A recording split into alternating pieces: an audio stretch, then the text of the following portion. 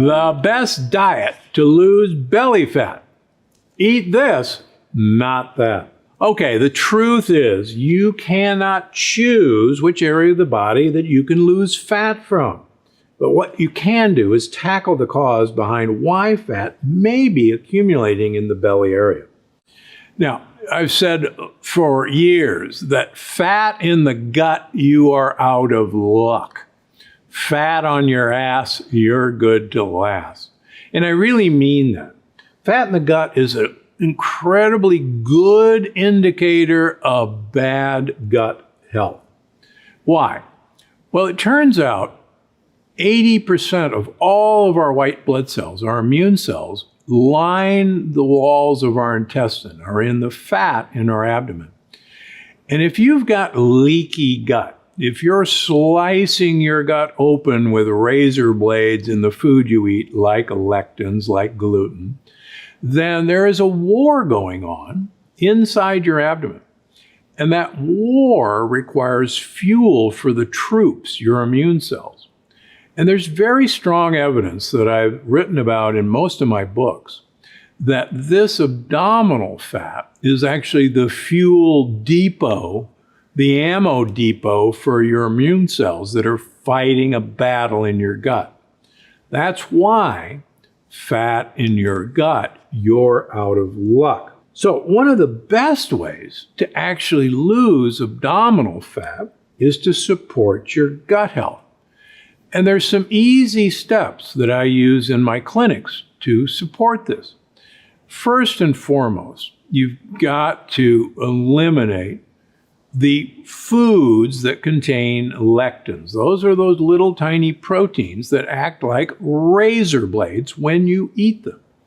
And they literally poke holes in the wall of your intestine, which allows these proteins, which are foreign, to get across the wall, allows bacteria and bacterial particles to get across the wall, and strangely enough, allows normal, healthy food that would normally be fully digested before it's absorbed to actually get across the wall of your gut. And your immune system recognizes it as foreign. Can you imagine? I actually have patients who their immune system thinks broccoli is a foreign substance because they have leaky gut and they eat a lot of broccoli. Number two, we know that your gut microbiome is your major defensive line against lectins getting into you.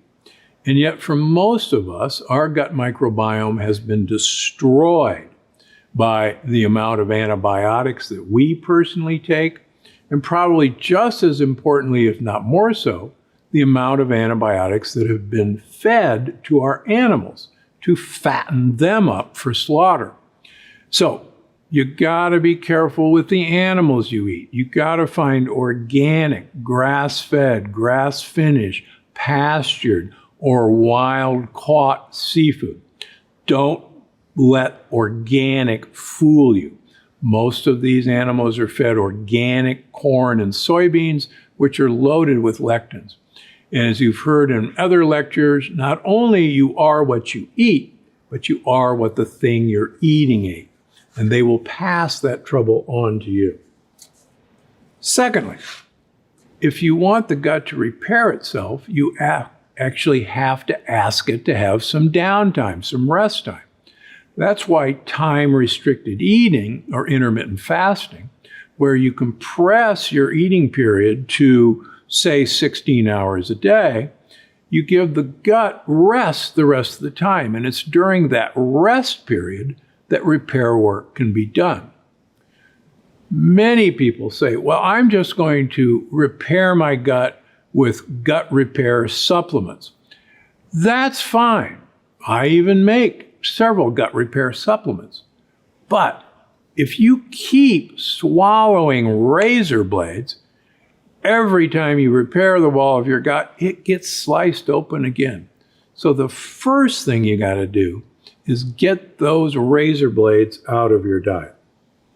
Now, why should we concentrate on belly fat? Well, because it is a sign of inflammation.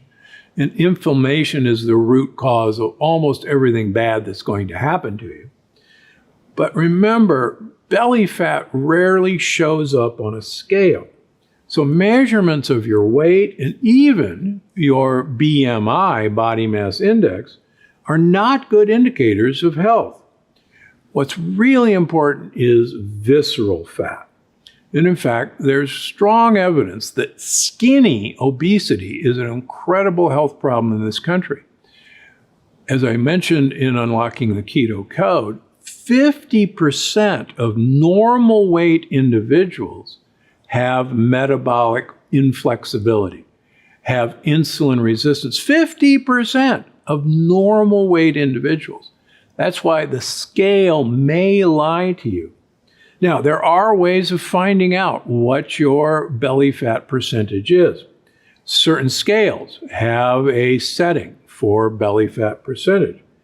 And I talk all about this in episode 184, where I'm joined by the CEO and CSO of Bello, the world's first portable belly fat scanner. It's fun, it's easy to use, and it makes it easy to track what's the most lethal fat in your body, and that's the fat in your belly. So remember, fat in your gut, you're out of luck. The next episode of the Dr. Gundry podcast is waiting for you now. Fermentation is a very effective way of diminishing the lectin content of any food.